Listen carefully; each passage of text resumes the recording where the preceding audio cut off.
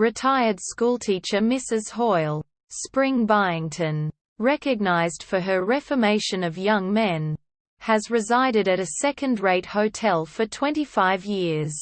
When gang leader Morganti, Anthony Caruso, buys the hotel, Morganti, who has decided that he and his men will reform, evicts many residents. However, Mrs. Hoyle convinces him to allow her and dance hall girl Angela Brown, Tanis Chandler, to remain. Eddie Slattery, Brett King, one of Morganti's henchmen, falls in love with Angela and recognizes Mrs. Hoyle as his long-lost mother, but does not disclose his knowledge. Mrs. Hoyle does not recognize Eddie because she has not seen her son since her husband James, whom she thinks was a traveling salesman, mysteriously left her years earlier, taking their young son with him. At first, members of Morganti's gang are reluctant to adapt to their leader's change of heart. However, under Mrs. Hoyle's influence, all the men abandon their evil ways except for Harry Rogan, Robert Carnes. Defying Morganti's orders, Rogan plans a payroll robbery of a local grocery store the same night as the new hotel restaurant is holding its grand opening and tries to enlist Eddie to be his accomplice. Although Eddie at first refuses to participate because of his interest in Angela and Mrs. Hoyle, he finally relents when he is reminded that Rogan saved his life in a previous holdup.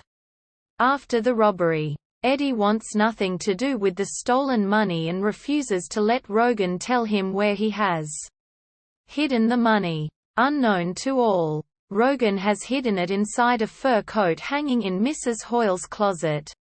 With the help of the grocery store's night watchman, who identifies Rogan, a known member of Morganti's gang, from a mug shot, police detective Pat Dennison, Tris Coffin, goes to the hotel and accuses Morganti of being behind the robbery.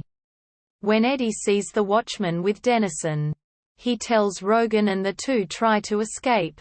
As the police chase after them, Rogan is shot and killed and Eddie is knocked unconscious when he falls on the pavement.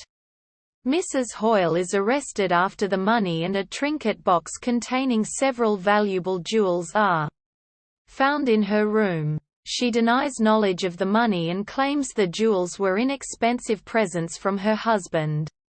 Morganti pays for Mrs. Hoyle's bail, and not even Dennison believes that she has had anything to do with the robbery.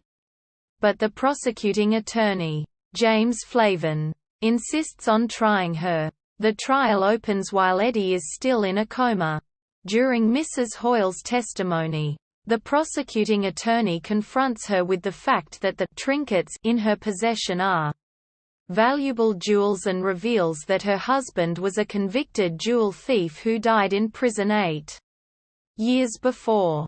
Mrs. Hoyle is shattered by the revelation and feels faint, prompting the sympathetic Judge Guthrie to call a recess and announce to the court that his friendship of many years with Mrs. Hoyle may require him to recuse himself from the case.